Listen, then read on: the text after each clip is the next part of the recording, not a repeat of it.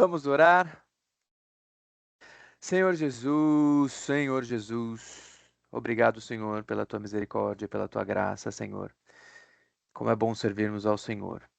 Obrigado pela tua palavra, obrigado pela maneira como o Senhor descortina a tua palavra perante nós, como o Senhor traz as tuas realidades perante nós, para que não enxerguemos só de acordo com as coisas naturais, as coisas que nos são sensíveis aos nossos olhos e ouvidos humanos.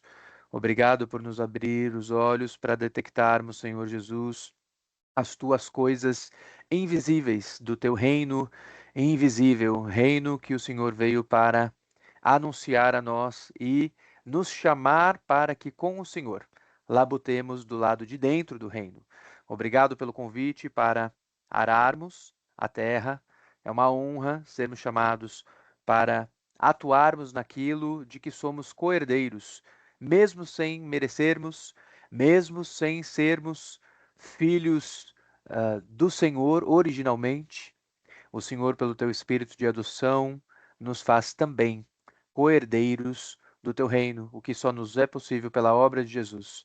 Obra que a voz do que clamou no meio do deserto veio previamente anunciar e que é o nosso tema de hoje, Senhor. Obrigado pela tua palavra. Coloque o teu espírito nos corações, nos olhos, nos ouvidos de todos nós, iluminando-nos para que nós interpretemos conforme o Senhor quer que interpretemos e não conforme a nossa mera racionalidade humana. É o que te pedimos em nome de Jesus. Amém. Vamos lá, gente. Vou compartilhar com vocês a tela. Nós vimos o começo, né, do ministério de João Batista, as primeiras explicações em relação a quem João Batista é, e agora nós vamos ver as últimas coisas em relação a João Batista. Aqui, segundo o Evangelho de João, ele já vai concluindo o seu ministério e aí ele diminui para que cresça o Senhor. E esse era o papel dele. Quero só relembrar com vocês que quando João Batista aparece, né? Muitas pessoas acharam que ele pudesse ser o Cristo e muitas pessoas acharam que ele pudesse ser eventualmente a continuidade do ministério profético, né, que existia no Antigo Testamento. E na verdade ele não era a continuidade, ele era o final do ministério profético. Ele era a transição daquilo que existia na antiga aliança para a nova aliança. E o Senhor já havia profetizado que faria coisas novas no meio do povo, né? O Senhor já havia profetizado que viria uma nova aliança. Isso está lá no Antigo Testamento. Quando a gente lê Jeremias, por exemplo, isso fica bastante claro. E quando a gente vê as profecias de Isaías, nós vemos que quando Isaías fala sobre a vinda do Messias, diz que faria coisas novas no meio do povo. E essas coisas novas estavam sendo anunciadas por João Batista. Então ele preparou os corações das pessoas, relembrando essas antigas profecias, para que as pessoas pudessem receber o Messias, sabendo que aquele era o legítimo Messias. Por quê? Na antiguidade, houve momentos em que o povo de Deus ficou em dúvida se determinadas figuras históricas eram ou não o Messias. Por exemplo, havia uma profecia que dizia que viria Ciro, o imperador, né, o imperador persa, e que Ciro seria um pastor dentro entre o povo de Deus. Então, uma figura gentílica, né, não uma figura israelita, uma figura de fora, um gentil, seria usado para de alguma maneira arrebanhar o povo. E de fato, isso aconteceu, porque com Ciro abrem-se as portas para que o povo de Deus depois consiga se reorganizar enquanto povo de Deus durante o período do cativeiro babilônico. E houve também um período que foi uma revolução que aconteceu na região da Palestina, quando os gregos estavam dominando aquela região, então depois dos persas, e surgiu um homem chamado Judas Macabeu, às vezes traduzido para português como Judá Macabeu ou Judas Macabeu, e as pessoas à época pensaram que ele pudesse ser o Messias, e não foi. Então surgiram várias figuras ao longo da história que os judeus pensaram, talvez seja o Messias. E João Batista veio para preparar o caminho para o legítimo Messias, que, conforme nós vimos na aula passada, era o próprio Deus, segundo as próprias profecias que já haviam sido trazidas durante o período do Antigo Testamento. Vamos lá. Vamos ler então a partir do versículo 19. E este é o testemunho de João, quando os judeus mandaram de Jerusalém sacerdotes e levitas para que lhe perguntassem: quem és tu? É muito importante nós entendermos que a expressão os judeus nos diz muito. Porque vejam só, não eram todos judeus ali? Todos eles que estavam vivendo essas coisas, não eram todos judeus? Por que será que o evangelista faz questão de frisar os judeus? Então temos algumas coisas aqui para refletirmos. A primeira coisa é que este evangelho, em geral, é reputado como o último, como o quarto a ser escrito.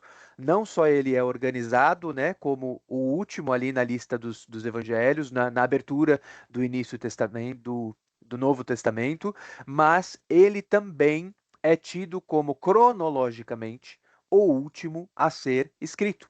E quando nós lemos os judeus, duas conclusões podem ser tiradas, né? Às vezes a expressão os judeus, ela aparece referindo-se aos judaítas, aos que estão na região da Judéia. Algumas vezes ela aparece e a gente pode interpretar que é assim. Mas na maioria das vezes, no Novo Testamento, quando lemos os judeus, o que se está destacando é que nós já temos ali uma separação.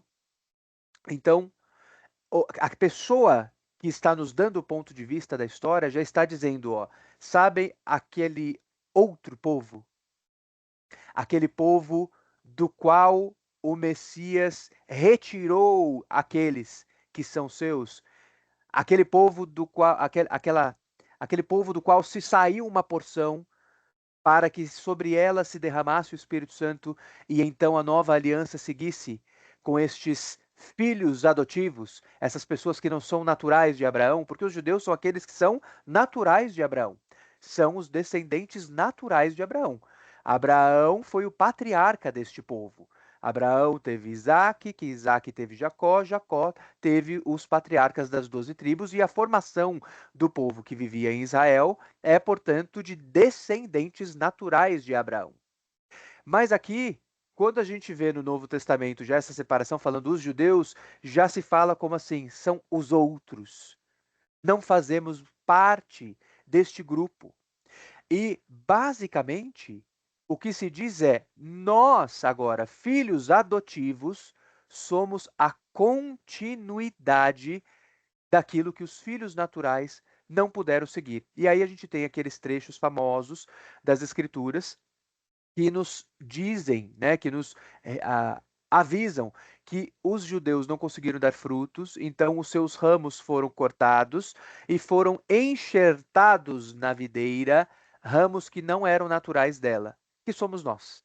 Então, nós que somos adotivos, né, não temos origem judaica, fomos enxertados para que a vida da videira verdadeira flua para nós.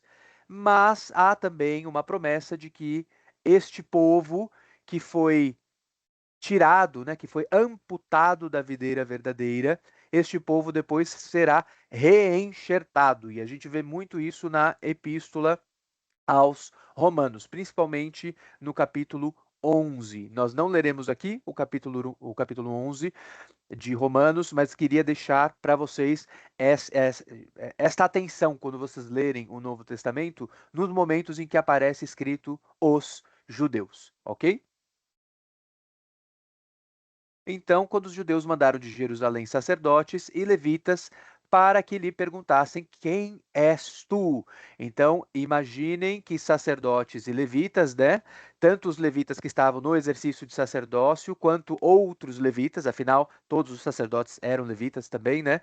Foi uma delegação até João Batista para saber quem é esse homem que está fazendo estas pregações no meio, né, do que à época era o povo de Deus, né? E confessou, ou seja, João Batista confessou e não negou. Confessou: eu não sou o Cristo. Isso é muito importante, porque conforme eu já falei para vocês antes, houve uma comunidade de discípulos de João Batista que, após o falecimento de João Batista, continuaram organizados como comunidade joanina, né, no sentido não do apóstolo João, mas no sentido de João Batista. E eles não foram seguir depois, eles criaram uma seita e eles não foram seguir a Jesus depois.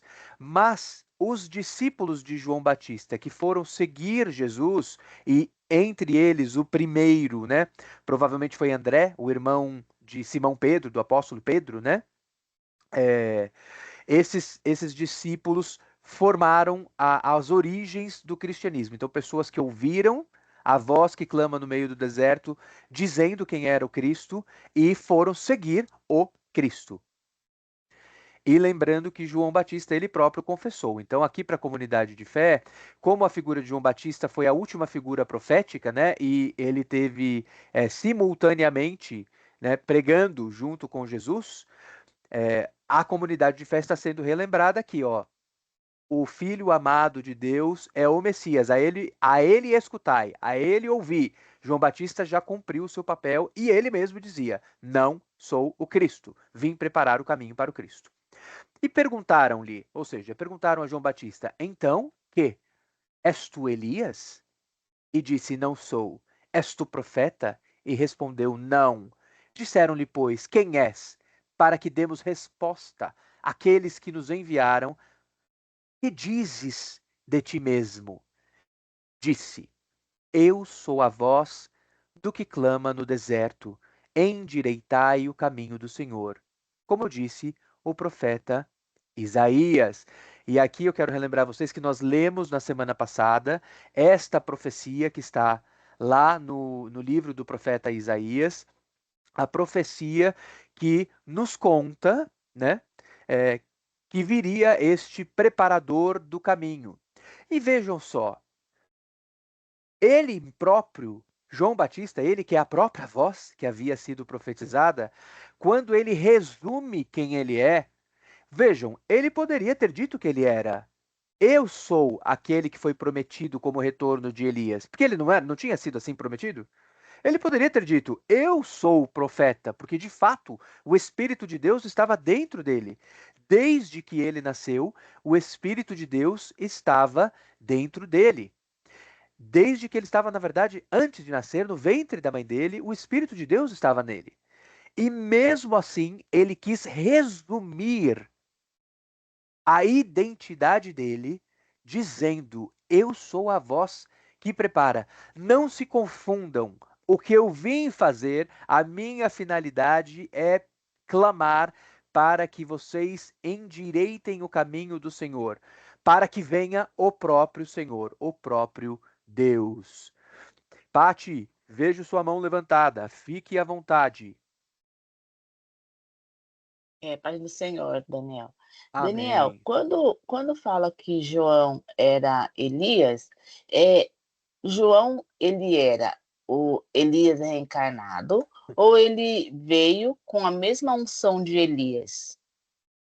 Perfeito, ele veio com a mesma unção de Elias. Excelente pergunta, Pati. Porque no cristianismo não existe reencarnação. E como não existe reencarnação, nós podemos ler as escrituras, né, de Gênesis e Apocalipse e entenderemos que o caminho daqueles que são viventes é um caminho de uma única oportunidade. Nós passamos aqui pela Terra uma única vez. Temos o nosso nascimento natural e a partir do nosso nascimento natural, depois que chegamos, né, à chamada idade da razão, né, a idade da possibilidade de discernimento do bem e do mal, do verdadeiro discernimento do bem e do mal, a partir de então nós podemos nos converter, porque aí o Espírito derrama sobre nós o entendimento sobre o juízo, a justiça e o pecado. Mas não existe nenhum tipo de reencarnação. Então, aqui, os próprios judeus, eles tinham dúvida sobre o que seria esta questão, né, do Elias. E, na verdade, é aquele que tinha a mesma unção de Elias, conforme você falou.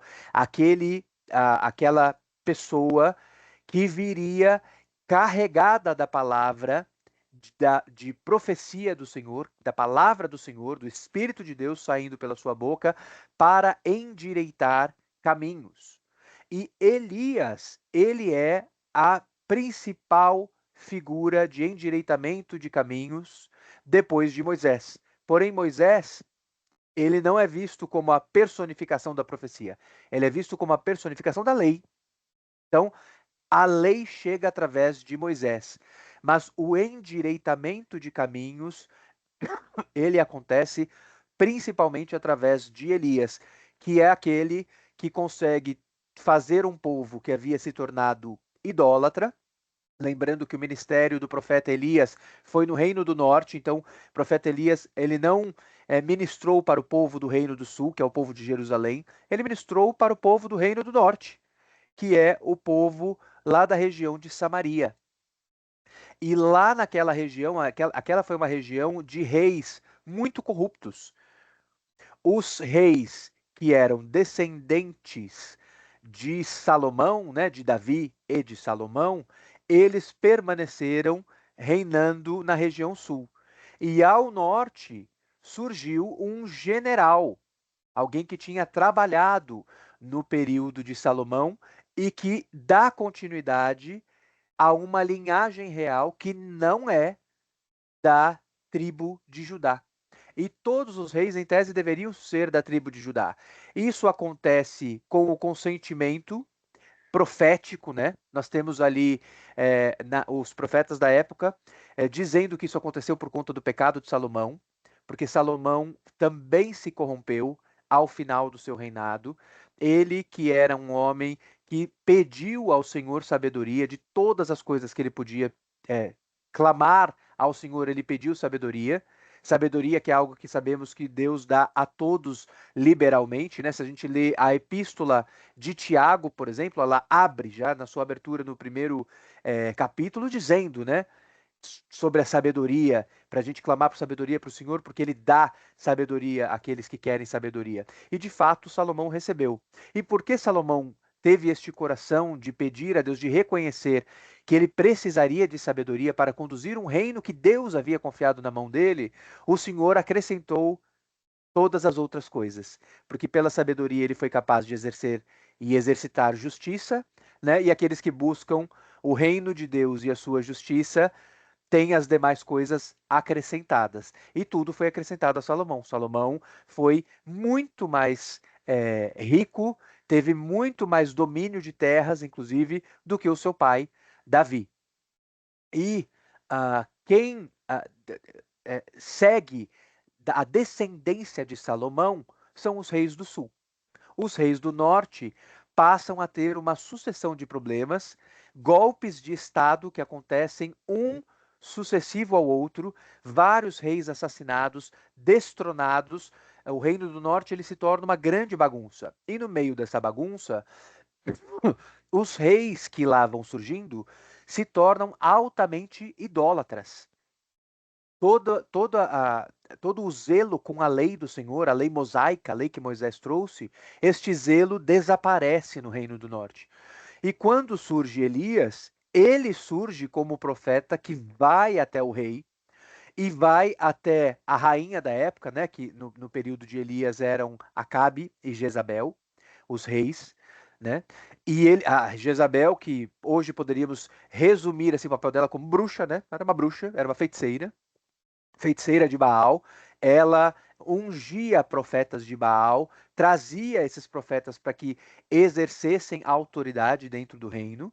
E nós temos aquela famosa ocasião em que 450 profetas de Baal estão ali confrontando Elias. Elias corajosamente se coloca perante o rei, coloca-se perante os outros sacerdotes completamente sozinho.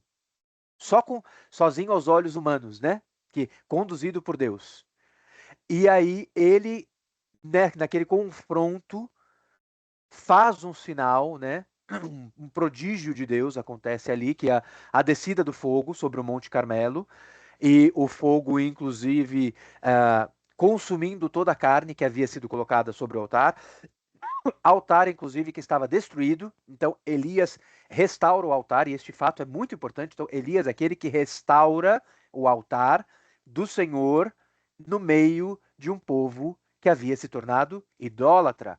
E não só isso, restaura o altar e ali, por sinais e maravilhas, traz de volta o povo idólatra para adorar o Senhor. É quando todo o povo começa a clamar coletivamente Eliahu, Eliahu, Eliahu, ou seja, Deus é Jeová, Deus é Jeová, Deus é Jeová, que conforme falamos na última aula, inclusive, é o próprio nome de Elias. O nome de Elias é Eliahu, no original, e Eliahu é Deus é Jeová, que em geral a gente tem na tradução das nossas Bíblias, para nos facilitar o entendimento, como só o Senhor é Deus, ou seja, o verdadeiro Deus é ninguém que não Jeová, aquele que nos trouxe a lei de Moisés. Então, esta figura de Elias é aquela figura daquele que consegue purificar os corações para que a verdadeira adoração a Deus aconteça. E estava profetizado que Elias viria, ou seja, esta figura de autoridade profética e restauração do altar do Senhor e da verdadeira adoração ao Senhor viria para preparar o caminho do próprio Senhor, para que o próprio Senhor fosse adorado. E o próprio Senhor estava ali encarnado, humanado em Cristo. Então, ele prepara o caminho para que o Cristo pudesse ser adorado, já que o Messias não era uma figura humana comum, ele era o próprio Deus. Em geral, existe até, eu não sei se vocês já ouviram essa expressão teológica chamada união hipostática. Gente, o que é esse nome, união hipostática? Hipostática começa com H, né? União hipostática é a união de duas naturezas plenas em uma única figura. Então, Jesus, ele, se a gente olhasse do ponto de vista racional, nós pensaríamos, bom, então ele deve ser metade Deus e metade homem, não é? Mas a união hipostática, ela é uma teoria que nos ensina que assim, não é possível compreender pela racionalidade comum. Porque Jesus não era 50% homem e 50% Deus. Ele era 100% homem e 100% Deus. Mas, gente, como que é possível isso, ser 100% homem e 100% Deus? Então, esta dificuldade interpretativa, em geral, é chamada de união hipostática. Ele foi 100% humano, ou seja, ele viveu tudo que nós vivemos como humano, porque ele se esvaziou da sua glória, sendo ele próprio de natureza divina, saído do Pai como filho unigênito, o único saído do Pai, né?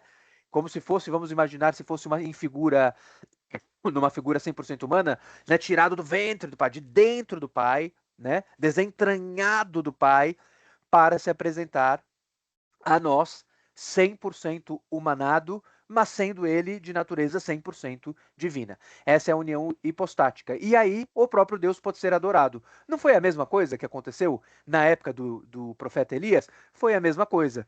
Porém, naquele período, Deus era adorado em espírito, pois o Messias ainda estava prometido para o futuro.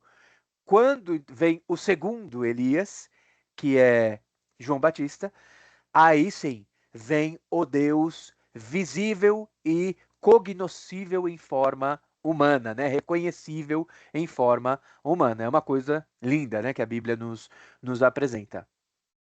Ficou claro, Pati? Deu para entender? Maravilha.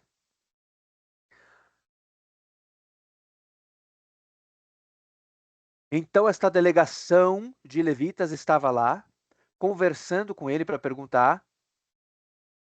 E vamos continuar aqui para entender quem era essa delegação. E os que tinham sido enviados eram dos fariseus. Então, eram levitas que faziam parte da seita judaica dos fariseus. Ok? Porque fariseu não é uma tribo. Queria que vocês distinguissem isso. As tribos são aquelas dos descendentes de Jacó. Então você tem lá Aser, Benjamim, Dan. Você tem dois netos, né, inclusive, de Jacó que estão ali, entre eles Efraim e Manassés. Você tem Issacar, Judá, Simeão, Zebulon, Ruben, né? Esses eram das tribos, né? As tribos que herdaram a terra incluíam dois netos, porém das tribos naturais dos filhos, né, naturais de Jacó, você tinha o pai destes dois netos que entraram para receber a herança, que era José, e você tinha uma tribo que não recebeu a herança material enquanto terra, que era a da tribo de Levi, que se formaram enquanto levitas, que eram conhecidos como os levitas, né? Estes eram tribos, mas na época de Jesus, as tribos que estavam ali, e em geral a grande maioria das pessoas eram ou judaítas, ou seja, descendentes de Judá, ou levitas, ou benjaminitas, ou benjamitas também pode ser dito, né? Benjamitas ou benjaminitas, que eram dessas três tribos, porque no Reino do Sul ficaram os de Judá e os de Benjamim, e junto com eles ministrando o sacerdócio, os levitas. As demais tribos que estavam no Reino do Norte, elas se perderam quando Salmanaser, o imperador da Assíria, invade o reino de Israel ao norte, destrói Samaria e leva cativos os povos que estavam, as tribos que estavam ali, e as espalha pelo território do Império Assírio. Esta é uma prática que sabemos pelos registros da história que era comum. Os assírios faziam isso, essas deportações em massa. E depois os assírios foram seguidos pelos babilônicos, que também adotavam essa mesma estratégia, né, de eles desfaziam as possibilidades de um levante contra o império dominador quando eles espalhavam o povo. Então você não tinha ali o povo reunido na sua terra, falando a sua língua. Eles destruíam todas essas origens culturais e assim isso incapacitava os povos dominados de se rebelarem contra o império. E isso aconteceu também com o Reino do Norte do Senhor, e houve profecias. Os profetas começaram a pregar, antes disso acontecer, que isso aconteceria. E aí as tribos que sobraram foram as tribos que estavam no sul. Os benjamitas, ou benjaminitas, né, da tribo de Benjamim, e os judaítas da tribo de Judá, junto a eles os levitas que ministravam o sacerdócio. E este povo que ficou no Reino do Sul, que se tornou aquilo que hoje conhecemos como os judeus, este povo formou várias seitas. Então você tinha lá uma seita que entendia que tudo bem receber a aculturação dos greco-romanos. Esses eram os helênicos. Havia uma tribo não, uma seita, e acredita-se que João Batista teve bastante contato com esta seita, né, dos essênios, que eram aqueles puristas que se separavam no deserto e faziam os rituais de purificação na água. Batismo é um ritual de purificação na água. João Batista vivia separado no deserto. Então, tem algumas semelhanças que dão a entender que ele era deste grupo de pessoas. Existiam aqueles que eram os fariseus, que eram a seita dominante do sinédrio, ou seja, daqueles que eram os representantes do povo judeu perante o Império Romano, aqueles que eram considerados como voz de autoridade, tanto para fora, externamente, quanto para dentro, porque eles eram os grandes estudiosos da palavra de Deus. Tinha os saduceus, que eram aqueles que tinham mais proximidade com o rei, embora fosse um rei títere, né? Um rei vassalo, digamos assim, é que a expressão vassalo não é muito usada na antiguidade, ela é mais usada na Idade Média, mas vou usar aqui a expressão rei títere. Ele não tinha autoridade para reinar em plenitude, que era Herodes, né? Herodes e os seus descendentes, porém, ele recebeu ali uma procuração de Roma para exercer figura autoridade de poder executivo. Limitada esta autoridade, mas ele recebeu. E as pessoas mais próximas dele eram os saduceus. Junto com os saduceus, os herodianos, como diz o nome. Então você tinha várias seitas que existiam ali, tinha os zelotes, né, que eram como se fossem os terroristas da época. Eles entendiam assim, nós precisamos atacar, derrubar os romanos, inclusive de maneira de guerrilha mesmo, com estratégia de guerrilha. E entre todas estas seitas, os fariseus era a dominante. Então, os fariseus foram que enviaram esses levitas, que levita não é seita, levita é o povo de uma tribo específica, enviaram para conversar com João Batista. E perguntaram-lhe, e disseram-lhe: Por que batizas, pois, se tu não és o Cristo, nem Elias, nem o profeta? João respondeu-lhes, dizendo: Eu batizo com água, mas no meio de vós está um a quem vós não conheceis. Olha ele anunciando aqui o Deus, preparando o caminho para o verdadeiro Deus, o único e verdadeiro Deus, aquele que os fariseus ainda não conheciam. Este é aquele que vem após mim, que é antes de mim. Então, olha que importante. Vocês ainda não conhecem, pois ele não se manifestou. Ele vem depois de mim, ou seja, o ministério dele virá sucedendo ao meu, mas ele já é anterior a mim. Ele não é figura humana para vir agora. Ele é figura humana, mas ele também é 100% Deus. Ó, a união hipostática aí de novo. Do qual eu não sou digno de desatar-lhe a correia da sandália. Ou seja, não sou digno nem de ser servo dele. Porque de quem era o papel de desatar as correias das sandálias de alguém? Era o papel dos escravos nessa época. Escravos desatavam as correias e lavavam os pés. A gente vai falar sobre o lava-pés quando chegarmos bem mais à frente, lá no Evangelho de João, a famosa cena em que Jesus faz o papel de servo para mostrar que ele veio para servir e que nós, como copiadores dele, devemos também servir, pois ele, tendo majestade e autoridade para reinar sobre todos, escolheu vir humilde, montado sobre um jumentinho, para servir. E esta humildade de Cristo, né, que é para que nós copiemos esta humildade, ela é muito visível ali no contexto da última ceia, né? Porque logo antes da última ceia acontece o lava-pés. E veja o que João Batista está falando aqui. Eu não seria digno nem de lavar os pés de Jesus, nem de tocar nem só de tocar nele, mas nem de tocar na correia da sandália, né? No cadarço, nem no cadarço dele eu seria digno de tocar. Ele está falando do próprio Deus que viria.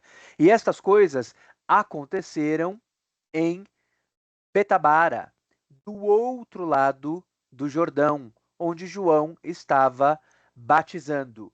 O outro lado do Jordão, nós sabemos, né, na verdade toda a região ali do Rio Jordão, nós mostramos no mapa lá na primeira aula, é a região que a gente chama de Pérea. Neste tempo era a região conhecida como Pérea. Então, João Batista estava ali na Pérea, batizando do outro lado do Rio Jordão, ou seja, ele não estava do lado da Judéia, ele estava do outro lado do Rio Jordão, onde antigamente ficava ali o reino de Etam, mais ao norte, e mais ao sul o reino de Moabe. No dia seguinte, João viu a Jesus. Agora, olha só, o primeiro contato registrado na Bíblia de Jesus com João depois de os dois terem nascido. O único contato que a Bíblia retrata antes disso entre João Batista e Jesus é quando ambos estão nos ventres das suas mães. Então, João Batista está no ventre da sua mãe, chamada Isabel, e Jesus está no ventre da sua mãe, chamada Maria. Elas eram primas. e Maria havia ido visitar Isabel. E quando acontece a visita, não sei se vocês se recordam desta passagem, disse que dentro do ventre de Isabel, e a própria Isabel anuncia isso, o bebê que lá estava, João Batista que lá estava, ele começa a chutar, né? É descrito na Bíblia como ele salta de alegria dentro do ventre dela, ou seja, ele se comove dentro do ventre. E aí ali ela tem uma revelação, né, a Isabel, de que uau!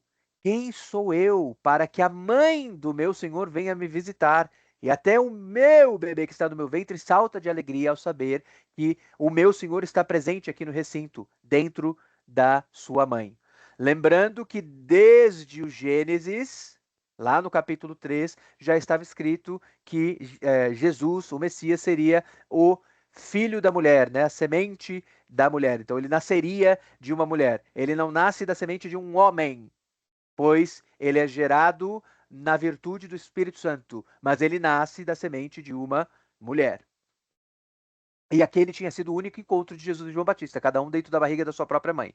E agora, pela primeira vez, a Bíblia nos retrata os dois se encontrando como homens adultos. No dia seguinte, João viu a Jesus que vinha para ele e disse: Eis o Cordeiro de Deus que tira o pecado do mundo.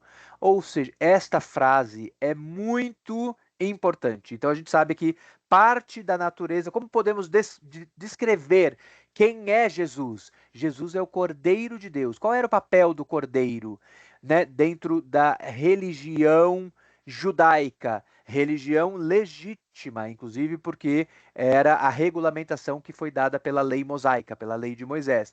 Você, às vezes, fazia sacrifício dos cordeiros. E a imolação, né, dos cordeiros, o oferecimento de sua carne em holocausto, era para a expiação dos pecados. Então, Jesus já está sendo apresentado na primeira vez em que ele está sendo apontado por João Batista. Então imaginem a comunidade que veio para ser preparada. Olha só, ele não é a voz do que clama no meio do deserto para endireitar os caminhos. A comunidade que estava tendo seus caminhos endireitados olha para Jesus sendo apontado pela voz do que clama no meio do deserto, dizendo: Este veio para tirar o pecado do mundo, e ele veio na figura de cordeiro, o que quer dizer que ele precisa morrer, derramar o seu sangue, para que essa expiação de pecados aconteça. Edi, por favor, veja sua mão levantada. O microfone está fechado, Edizinha. Daniel, esse foi então o segundo encontro, né? Entre João e Jesus. E foi, Isso. teve mais outro encontro, só teve mais esse, onde João batizou Jesus, e depois Jesus seguiu o caminho dele, e João continuou ali fazendo os batismos das outras pessoas. Exatamente, Edi. É perfeita a sua constatação. Nós não temos certeza se em outras épocas, durante o período de infância, e adolescência e juventude, houve algum encontro. A Bíblia não retrata se houve estes encontros. Lembrando a vocês que da infância de Jesus, o único relato que nós temos depois de Jesus bebê, né, sendo apresentado Jesus tendo nascido, Jesus sendo visitado primeiro pelos pastores, depois sendo visitado pelos magos do Oriente, depois Jesus sendo apresentado no templo, né? Inclusive, quando as crianças eram apresentadas, lá ficava o registro de qual tribo aquela criança era e tudo mais. E é muito importante isso, porque em nenhum momento de todas as coisas, porque os fariseus e saduceus e levitas questionaram muito a Jesus, mas nunca questionaram que ele era descendente de Davi, ou seja, ele era da linhagem real. Né? Isso nunca foi questionado em todo o ministério de Jesus na Bíblia. E a gente sabe que esses registros existiam, porque quando a criança era levada pelos pais para ser apresentada no templo, esse registro acontecia, de qual tribo ele era e tudo mais. Né? E aí a gente tem a profetisa Ana, e a gente tem o ancião Simeão, reconhecendo Jesus como figura messiânica, então reconhece que Jesus é o Messias, e depois há um silêncio sobre a infância de Jesus até que ele tenha 12 anos. E Jesus com 12 anos, ou seja, já na idade do Bar Mitzvah. O que é Bar Mitzvah? É aquele rito de passagem quando um menino judeu passa a ser considerado como fora da infância. Então ele passa a ganhar novas responsabilidades, ele passa a ter a possibilidade de conviver no meio dos adultos, de estudar a Torá e tudo mais. E Jesus, tão logo chegou nesta idade, já estava lá maravilhando os doutores na palavra. Jesus, com 12 anos, pregando no templo de Jerusalém, em uma das visitações, das peregrinações que a sua família fez até Jerusalém. E a gente sabe que nesta época ainda José estava vivo, né? Porque Jesus adulto, a gente já sabe que José não está mais vivo. Então, esta também é a última menção a José vivo na Bíblia. Que José e Maria vão procurar Jesus, não sabem onde ele está. Quando vão censurar Jesus, né? Corrigir Jesus, Jesus diz: Eu estava cuidando dos interesses do meu pai. E aí a Maria fica perplexa e guarda esta informação no coração. Em vários momentos se diz que a Maria fica perplexa, né? Inclusive quando ela recebe as visitações daqueles que reconhecem que o bebê é o Messias, ela fica perplexa e guarda essa informação no coração. Ela vai guardando a informação no coração. E nós sabemos que Maria faz parte da comunidade dos que creram. Tanto Maria quanto os outros filhos dela, a gente já falou sobre o debate, mas Maria teve mais filhos ou não teve mais filhos? Pela Bíblia, para nós, a Bíblia é a palavra de Deus. Pela Bíblia, Jesus foi o primeiro filho. E então ela foi conhecida por seu marido, ou seja, eles tiveram relação sexual só depois que Jesus havia já nascido, ela já tinha dado à luz. Né? Então, os outros filhos também, eles depois passam a crer, porque a gente sabe que a família de Jesus, em parte do ministério, pensou: o que está acontecendo com ele? O que ele está fazendo? O que são essas pregações? Eles tentam desencorajar Jesus. A família de Jesus tenta desencorajar, mas nós sabemos que ao final do ministério de Jesus, a família dele creu. Inclusive Maria, a mãe, é uma das Marias que está lá no Monte Gólgota, né, no Monte Calvário, acompanhando Jesus. Ela vai ao sepulcro, ela ouve a mensagem da ressurreição de Cristo pelos anjos, e nós sabemos que ela estava, que a Bíblia diz isso expressamente, no dia de Pentecostes, ela é uma das pessoas que estava reunidas em oração. Então ela é uma das pessoas que recebe o dom do Espírito Santo ali. Então a gente sabe que ela passou a crer. Mas vejam, Jesus na barriga de Maria tem um primeiro encontro relatado na Bíblia com João Batista. Depois ele tem este segundo relatado na Bíblia. Depois disso, nós sabemos que João Batista manda mensageiros, nós vamos falar sobre isso daqui a pouquinho já.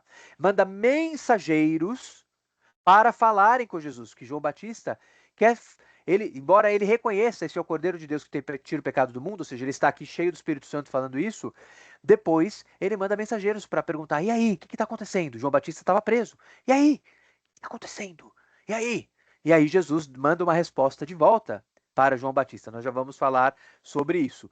Depois disso, Edi, a Bíblia não nos traz nenhum outro retrato de encontro entre eles. A gente tem Jesus recebendo a notícia de que João Batista foi martirizado, né? João Batista faleceu, morto por Herodes, não o pai, o filho, né? E a gente tem, inclusive, depois o próprio Herodes pensando que João Batista tinha ressuscitado, porque quando Herodes toma ciência do ministério de Jesus, ele imagina: será que é Elias? Será que Jesus é Elias? E aí pensa: será que Jesus é João Batista que ressuscitou dos mortos, né? Surge ali na região do que a gente hoje chama de Palestina, surge essa inquietação: quem é Jesus? Será que Jesus é João Batista ressuscitado? Isso tudo acontece. Respondi? Consegui responder a dúvida?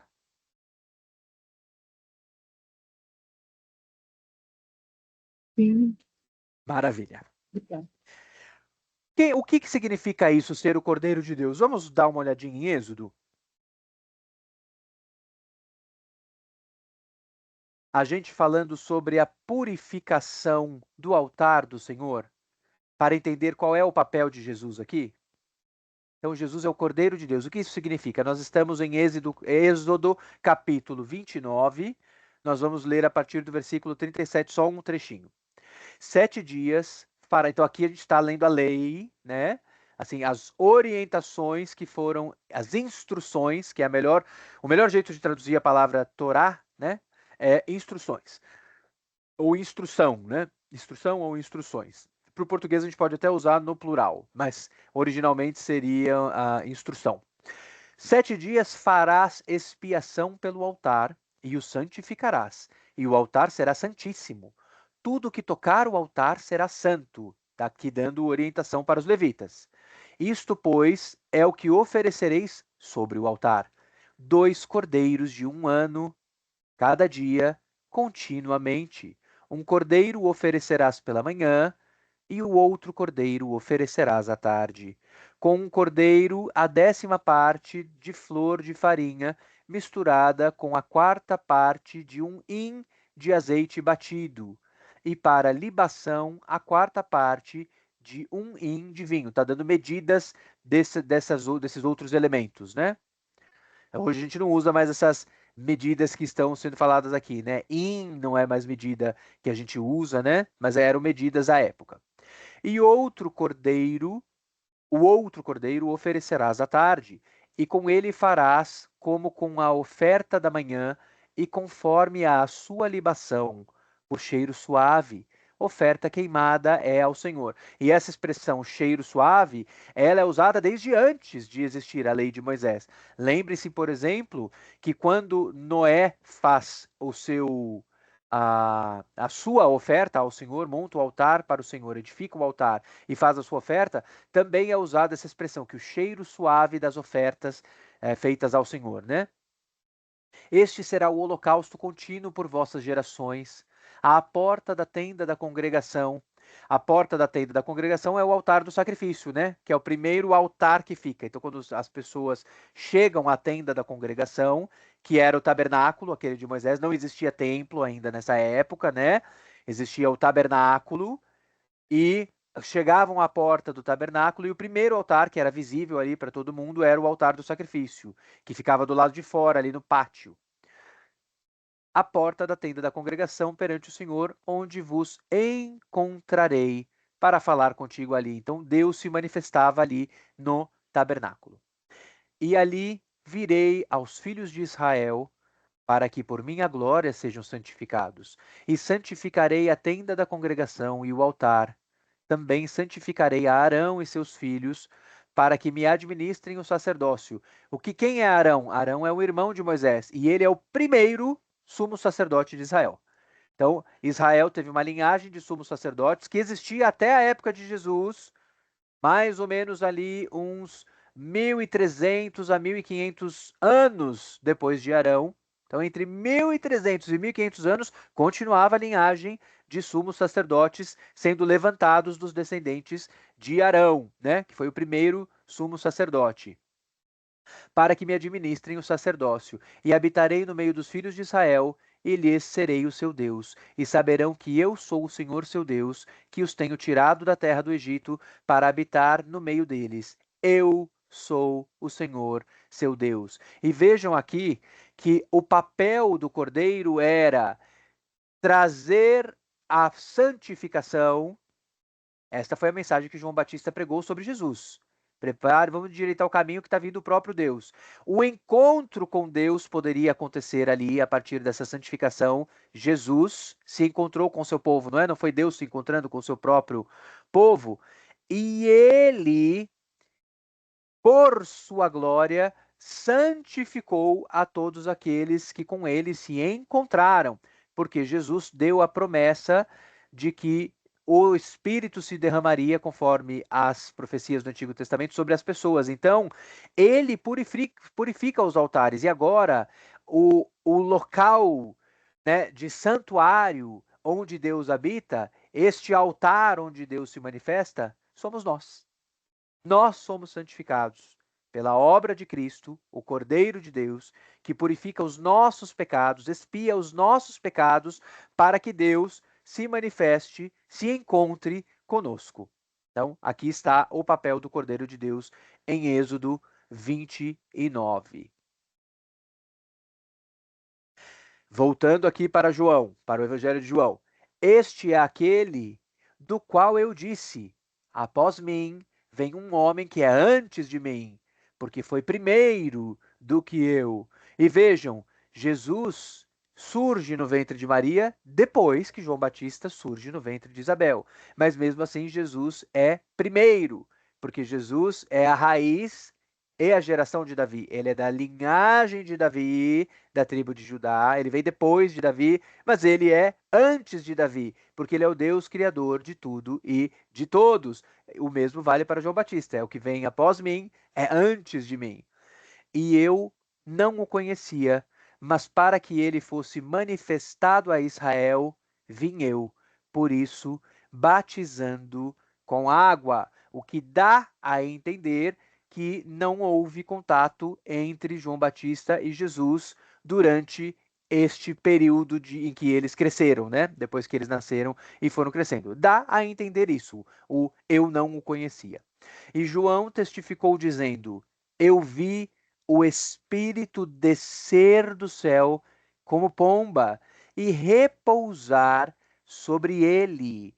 O que será que significa isso, né? O Espírito descer como pomba? É a abertura do ministério de Jesus. Vamos entender um pouquinho mais sobre isso.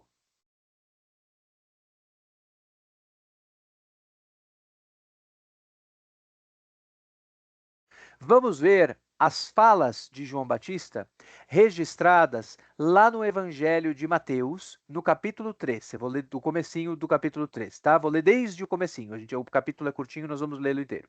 E naqueles dias apareceu João o Batista, pregando no deserto da Judéia, dizendo: arrependei-vos, porque está próximo o reino dos céus.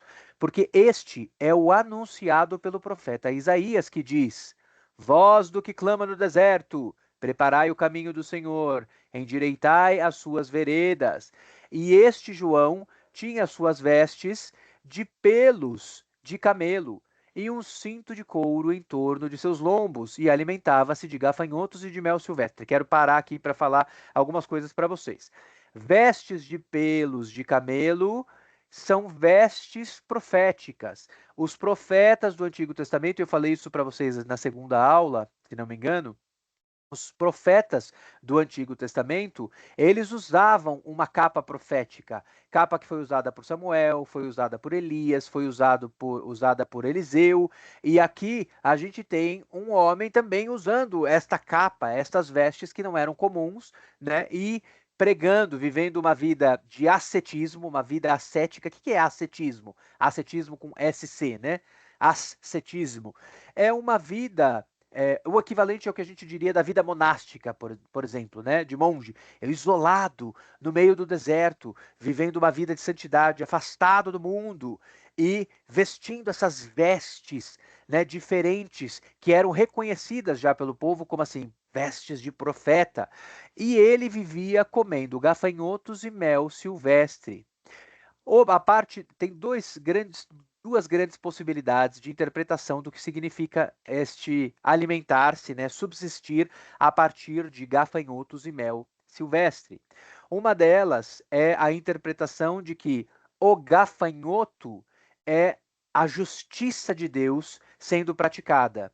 Quando o Senhor mandou sobre o povo do Egito as suas pragas, uma das pragas foram os gafanhotos, certo?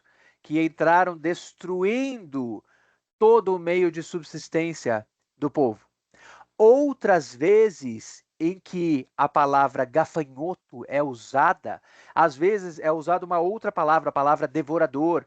Por exemplo, no livro de Malaquias, quando Malaquias fala sobre os dízimos e ofertas e fala assim: o povo de Deus está roubando os meus dízimos e ofertas. E aí ele diz que aqueles que são fiéis dizimistas, para estes abrem-se as comportas dos céus, né? O Senhor, ele afugenta o devorador, que é a figura parecida com a figura do gafanhoto, né? Que é a figura de juízo, né? A justiça de Deus operando na forma de juízo. E o mel silvestre é o oposto, Porque lá na terra do Egito, quando estavam escravizados pelo Egito e também escravizados pelo pecado, o Senhor faz uma obra de transportá-los para uma outra terra. E o que eles precisam fazer para chegar a essa outra terra? Olha a figura de João Batista! Passar pelas águas. Eles não têm que atravessar as águas? Eles não passam por dentro das águas? Águas que, em geral, a gente traduz como Mar Vermelho, né? Muito se discute o significado dessas águas. No original é Yam Suf. O que significa, né? Esse mar poderia ser melhor traduzido como Mar de Juncos. Aí tem gente que fala, Mar de Juncos provavelmente não era o Mar Vermelho, provavelmente era algum mar de água doce, então uma região que não era um mar, tecnicamente um mar. Enfim, eu não vou entrar nessa discussão aqui do significado de Yam Suf, mas o que nos interessa é que assim, a obra de Deus leva o seu povo de uma terra de escravidão, passando pelas águas para chegar a uma terra que mana leite e mel. Então aqui está o gafanhoto, lá do lado do juízo, de onde o Senhor tira o seu povo. E o mel, do lado da terra prometida, para onde o Senhor leva o seu povo. E no meio do caminho, a travessia das águas. Atravessa as águas. E aí a gente tem ali João Batista praticando o batismo nas águas para arrependimento de pecados, para que as pessoas estivessem aptas a serem salvas por Jesus, quando viesse Jesus trazendo a salvação. E aí o arrependimento dos pecados se une à expiação dos pecados que Jesus consegue operar. Fica para trás o tempo do juízo, dos gafanhotos, e vem à frente uma terra prometida para nós. Não mais a velha Canaã, mas a nova Canaã que está nos céus. Não mais a velha Jerusalém, mas a nova Jerusalém que está nos céus. Não mais a velha Sião, mas a nova Sião que está nos céus. Então, esta é uma das possibilidades de interpretação. A outra possibilidade é que quando se diz gafanhotos, talvez não se estivesse falando do animal gafanhoto, do inseto gafanhoto. Porque existe na terra de Israel uma árvore chamada, não só na terra de Israel, ela é uma árvore comum das regiões que ficam em volta do Mediterrâneo, né, do mar Mediterrâneo. A gente viu no mapa ali, Israel fica ao leste do mar Mediterrâneo, né? Ao norte do mar Mediterrâneo temos a Europa, ao sul do mar Mediterrâneo temos a África, ao leste do mar Mediterrâneo temos ali o começo da Ásia, né, que é o Oriente Médio. E nós, na terra do Oriente Médio, temos a alfa-robeira. A alfa-robeira é a árvore de onde saem as vagens de alfarroba. E para o nome das vagens de alfarroba, se a gente olhar os originais em hebraico, é uma palavra muito parecida com gafanhotos. Então, fica esta dúvida: será que ele estava comendo o próprio inseto gafanhoto? Ou será que ele estava comendo a alfarroba? E aí eu vou abrir aqui para vocês, só para provar para vocês. Aqui a gente usa, vocês viram na primeira aula, a gente abriu o Google Maps aqui para vocês olharem o mapa. A gente tem estudado com a Bíblia Online, que está aberta aqui perante vocês. E agora nós vamos abrir na própria Wikipédia. Eu mostrar para vocês como é o gafanhoto e como é a alfarrobeira, só para vocês entenderem um pouquinho por que surge essa dúvida se estava falando da alfarroba, né, o fruto da alfarrobeira, ou se estava falando de gafanhoto. E por que eu estou citando para vocês que sites a gente está usando? Porque eu quero vocês, eu abro para vocês, para que vocês tenham esses instrumentos à mão. Nós temos na internet instrumentos gratuitos que nós podemos usar para fazermos os nossos estudos em cima da palavra do Senhor, né? Então, às vezes a gente fala assim, mas aí será que eu preciso fazer seminário, eu preciso estudar teologia, eu preciso comprar livros técnicos? Tudo isso é tudo muito possível, mas preliminarmente a gente pode usar os instrumentos que a gente tem à nossa mão. A gente não pode dizer que a gente não tem instrumento à nossa mão, gratuito na internet para entender a parte geográfica, a parte literária da Bíblia. A gente tem tudo isso à nossa mão, inclusive no Bíblia Online nós temos várias traduções diferentes da Bíblia. Então, para quem não gosta da Almeida Corrigida e Fiel, que é que eu uso aqui com vocês, tem outras versões disponíveis, inclusive em outras línguas. Então, eu abri aqui para vocês a Wikipédia, não a brasileira, mas a hebraica, a que o povo usa lá em Israel, para mostrar para vocês. Aqui onde eu estou grifando, vocês estão vendo que está ao contrário, né? Está escrito da direita para a esquerda. No hebraico a gente escreve e lê da direita para a esquerda, e não da esquerda para a direita. É o contrário da nossa leitura aqui ocidental, ok? Então a gente tem aqui, está escrito aqui,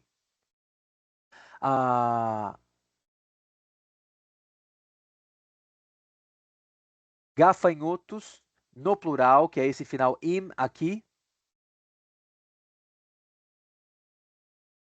Hatzevim, gafanhotos. Hatzevim. Aqui a foto de um gafanhoto para vocês. Esta não é a parte que eu queria mostrar para vocês. É só para comparar o som. Então guardem o som. E aqui nós temos a Hahuv. Hahuv é a árvore da alfarrobeira, da alfarroba. No plural, ela teria esse mesmo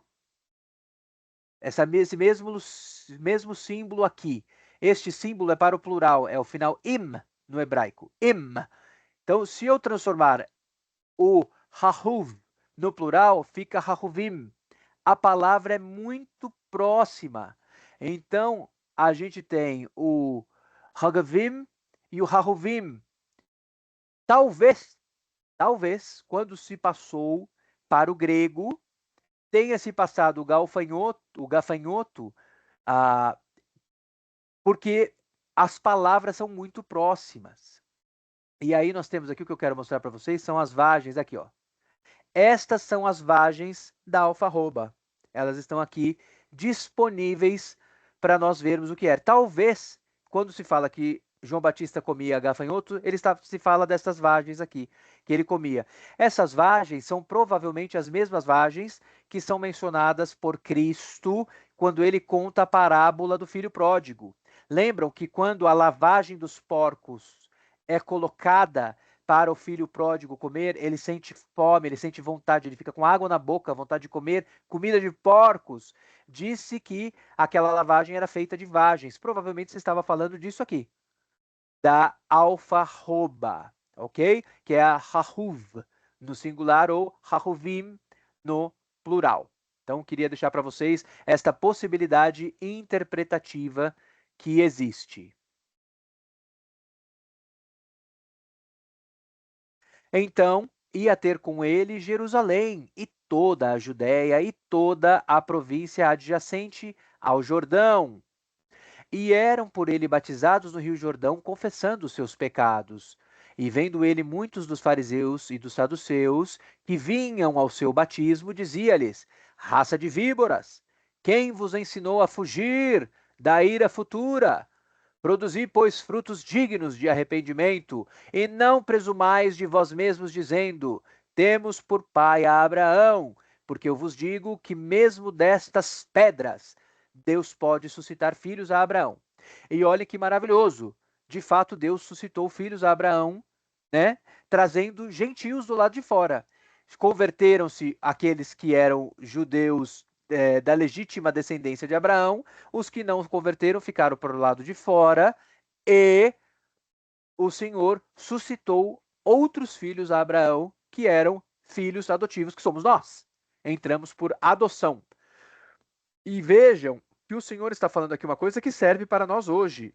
Cuidado nós temos de ter, porque às vezes dizemos, estou salvo, sou cristão, mas não temos um verdadeiro arrependimento no coração. Os fariseus batiam no peito, dizendo, sou da descendência de Abraão, estou salvo, já sou do povo de Deus. E não é assim que as coisas funcionam. Com um coração contaminado, ninguém será filho de Deus, porque conforme lemos em Êxodo, é pela expiação do pecado, é pelo esvaziarmos-nos da nossa carnalidade, inclusive da nossa soberba, que nós nos achegamos ao Senhor e Ele nos santifica. Então, João Batista estava jogando um balde de água fria neste povo, dizendo, não pensa que vocês são filhos de Deus só porque vocês são descendência de Abraão, não, viu? Assim como nós. Não pensa que porque a gente frequenta a igreja e se diz cristão, a gente é cristão. Nem todo mundo que se diz cristão é cristão. Se não há arrependimento de pecados, não presumamos sobre nós mesmos que nós estamos salvos. É pelo exercício da fé, com arrependimento de pecados e a operação da obra expiatória de Cristo que nós somos salvos. E também agora está posto um machado à raiz das árvores. Olha só ele falando a mesma figura que eu mencionei aqui de Romanos 11, do cortar, né, do ramo original. Toda árvore, pois, que não produz bom fruto, é cortada e lançada no fogo. E eu, em verdade, vos batizo com água para o arrependimento, mas aquele que vem após mim é mais poderoso do que eu. Olha ele falando de Cristo, cujas sandálias não sou digno de levar. Ele vos batizará com o Espírito Santo e com fogo. Então, a operação do batismo de João Batista é o batismo do arrependimento com água. Mas Jesus vem para batizar com o batismo do Espírito Santo, com fogo. A interpretação deste trecho, em geral, divide aqueles que são reformados daqueles que são avivados ou pentecostais ou neopentecostais. Aliás, vou até tirar o ou e colocar e. Daqueles que são avivados e pentecostais e neopentecostais. Porque, em geral, na interpretação reformada, na interpretação calvinista, se tem que o batismo com fogo é o batismo da ira de Deus. É aquele que vem para queimar tudo, destruir tudo. Na interpretação do cristianismo pentecostalizado ou renovado, né, que são dos cristianismos, renovado e pentecostalizado, não vou trocar o ou por e, porque são coisas diferentes. Se interpreta que o batismo com fogo é a operação do poder de Deus para que aconteça aquilo que está em Malaquias, o sol da justiça, o escaldante sol da justiça, ou o fogo refinador. Ele não vem, ele destrói quando você não tem o que é precioso. Mas quando se tem o que é precioso, ele refina, como a prata, como o ouro. Lembra que lemos Malaquias? Nós lemos aqui Malaquias. Então, é o refinamento. Então, a gente interpreta que o fogo vem sobre todos, inclusive sobre os que creem, não só sobre os que não creem, mas também sobre os que creem. E daí se tem a expressão, o ser batizado com o Espírito, do falar em línguas. Em geral, muitas pessoas associam essas duas coisas, que o sinal do batismo com o fogo do Espírito Santo, o sinal é o falar em línguas. A Bíblia diz isso? Não diz, é possível interpretar, mas a Bíblia não diz isso, que a operação do sinal. Ela nos traz contextos onde, de fato, o descer do Espírito Santo ensejou como primeiro sinal, primeiro e imediato sinal, o falar em línguas. Isso aconteceu no dia de Pentecostes, isso aconteceu na casa de Cornélio, lá em Cesareia de Filipe, lembram? Na verdade, Cesareia Marítima, né? Eu não me lembro agora se é de Cesareia de Filipe ou se é Cesareia Marítima. Enfim, na cidade de Cesareia, ele foi lá para Cesareia, é Cesareia Marítima? Agora não me lembro mais, de cabeça. Tá lá no livro de Atos. Enfim, mas Cornélio, lá em Cesareia, que tem duas Cesareias diferentes, tá? Na verdade, tem várias Cesareias diferentes que foram cidades construídas em homenagem a César. Então, as cidades que eram construídas em homenagem a César ganhavam o nome de Cesareia. Assim como a gente tem Alexandria, que foi construída, né, pelos macedônios em homenagem a Alexandre o Grande. Assim como a gente teve Constantinopla, que foi construída em homenagem ao imperador Constantino, já no período mais à frente, no século IV. Enfim, as cidades ganhavam o nome dos reis, né, em homenagem a esses reis. E Cornélio morava em uma dessas cidades que tinham este nome em homenagem ao imperador, a César, né? César, o imperador de Roma. E lá na cidade de Cesareia, quando Pedro chega, acompanhado de vários discípulos, saindo da cidade de Jope e vai a Cesareia, ele faz a pregação do evangelho e o Espírito se derrama também sobre a família de Cornélio. É a primeira vez ali em que o Espírito de Deus se derrama sobre os gentios, ou seja, sobre não-judeus, de maneira que confirma a palavra que está aqui, que até de pedras poderiam ser suscitados descendentes de Abraão. Veja que em Pentecostes, todo mundo que recebeu o Espírito Santo era descendente de Abraão, eram todos judeus.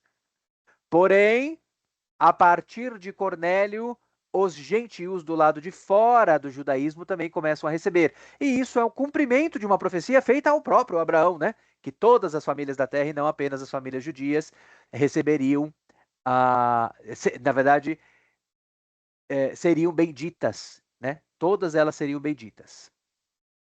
Em sua mão tem a pá, e limpará a sua eira, e recolherá no celeiro o seu trigo, e queimará a palha com fogo, queimará a palha com fogo que nunca se apagará. Estava fazendo uma menção ao inferno, o lançamento no inferno.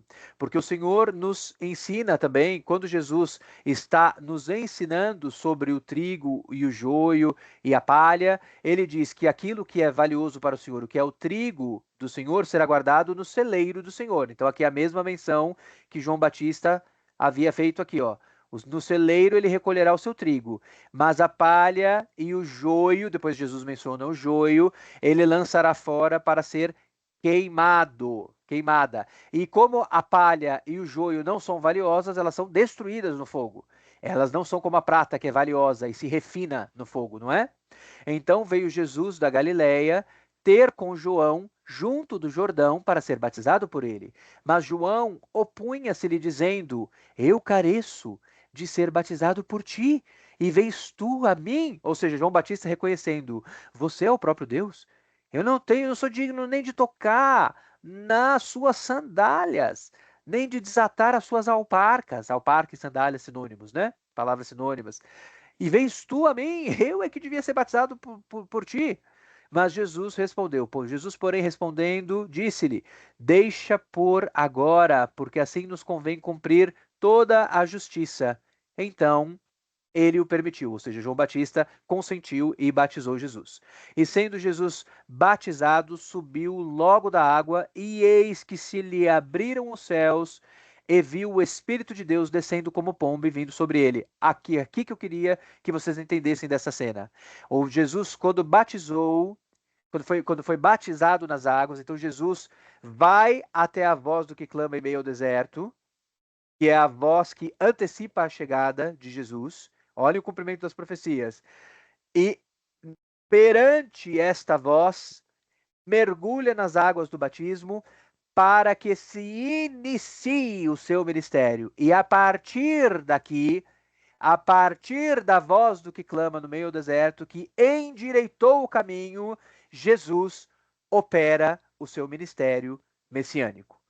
Então, neste momento, a simbologia do início do ministério é: o Espírito de Deus desce sobre o corpo humanado de Deus e agora está aberto o ministério do Messias. O Cristo começa a trabalhar para que se cumpram as profecias relativas à expiação e ao expandir da bem-aventurança de Deus, não só agora sobre o povo judeu, mas a todas as famílias da terra.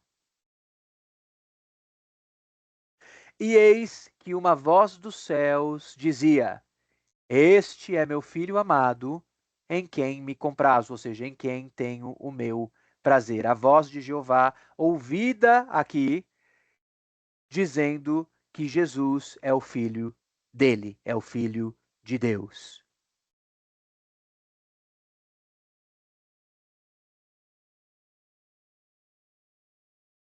Antes de a gente continuar ali, peraí, vamos concluir aqui. E eu não o conhecia, mas o que me mandou a batizar com água, esse me disse: sobre aquele que vires descer o Espírito e sobre ele repousar, esse é o que batiza com o Espírito Santo. Ou seja, João Batista já sabia que seria Jesus o que batizaria com o Espírito, porque ele já tinha ouvido a voz de Jeová antes, dizendo: quando chegar aquele que eu enviar. Então, eu, Jeová, envio você, João Batista, para batizar com água.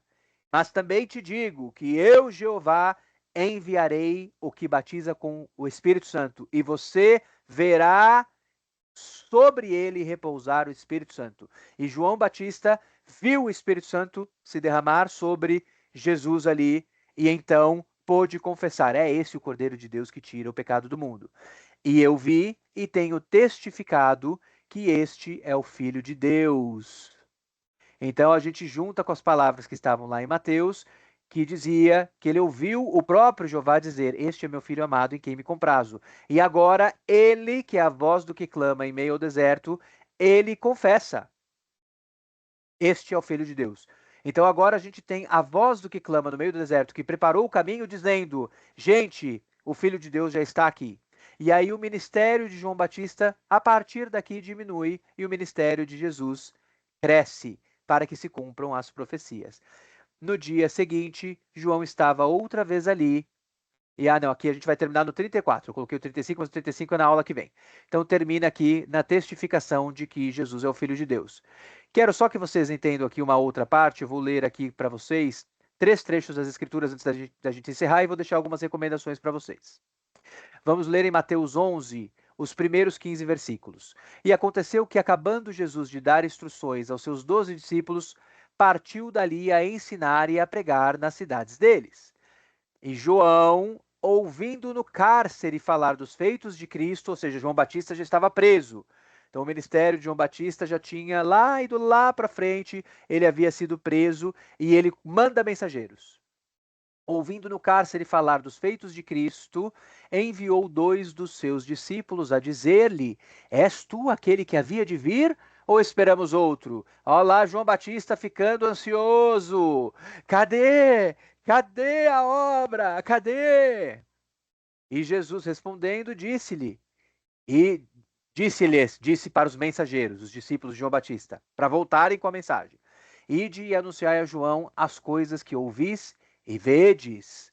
Os cegos veem, os coxos andam, os leprosos são limpos e os surdos ouvem, os mortos são ressuscitados e aos pobres é anunciado o evangelho.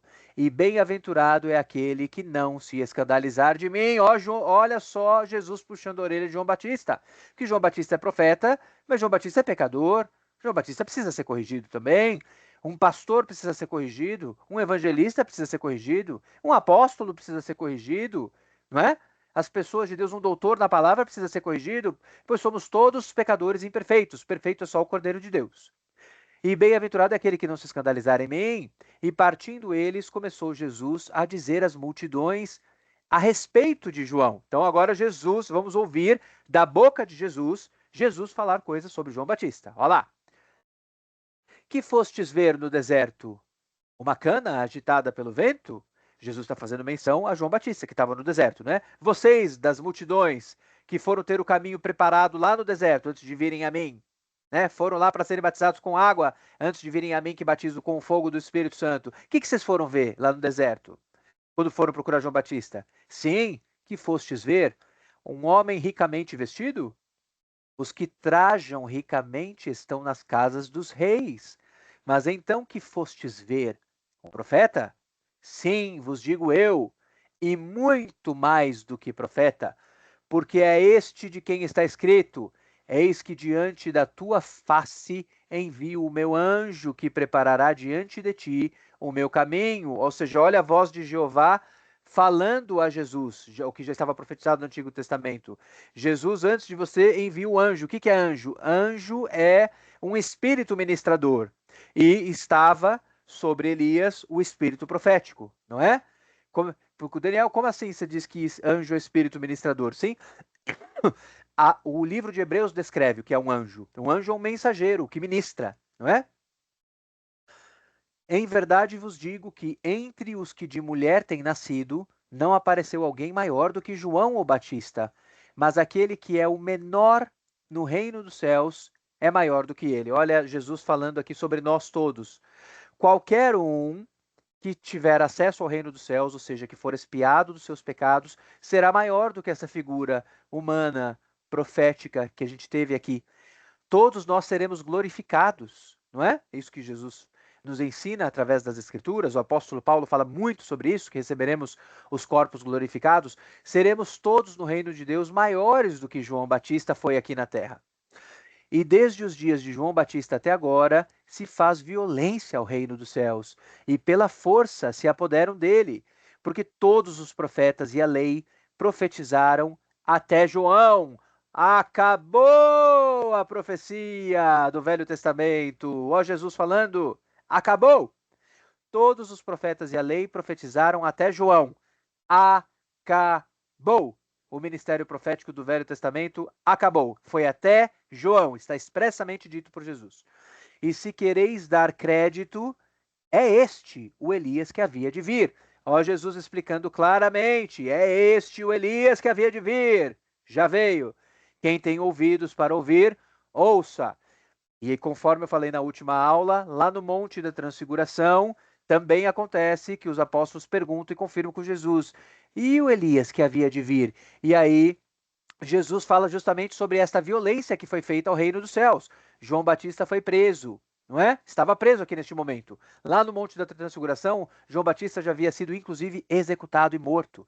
E aí Jesus diz, e fizeram o que quiseram com ele. E os apóstolos que estavam lá, que eram os três mais próximos de Jesus, Pedro, Tiago e João, compreenderam que Jesus estava falando de João Batista. Vamos ler o penúltimo trecho. Penúltimo. Eu vou ler aqui a mesma ocasião que a gente acabou de ler em Mateus, mas agora narrada por Lucas, ok? Vamos ver a perspectiva de Lucas desta mesma ocasião. Eu vou começar no milagre que aconteceu logo antes, porque este milagre explica por que João Batista manda perguntar se Jesus era aquele mesmo que havia de vir. Então, Jesus tinha feito um sinal de ressurreição dos mortos. Vamos lá. E aconteceu que no dia seguinte, ele, ou seja, Jesus, está falando de Jesus, estamos lendo no versículo 11, ok? Estamos em Lucas capítulo 7, a partir do versículo 11. Lucas 7, 11. Vamos ler até o 35. E aconteceu que no dia seguinte, ele, Jesus, foi à cidade chamada Naim, e com ele iam muitos dos seus discípulos e uma grande multidão. E quando chegou perto da porta da cidade, eis que levavam um defunto, filho único de sua mãe, que era viúva. Olha a famosa história da viúva de Naim. Olha aqui a história da viúva de Naim, lá em Lucas 7.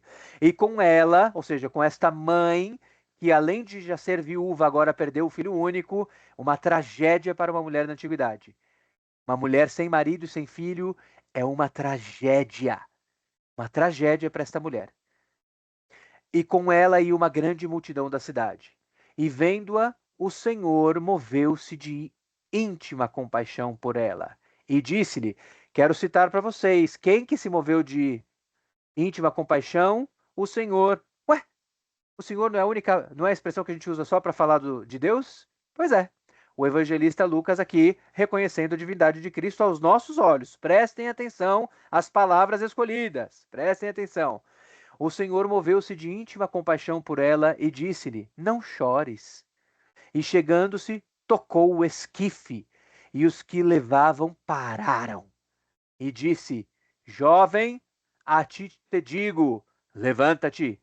E o que fora defunto assentou-se e começou a falar, e entregou-o à sua mãe.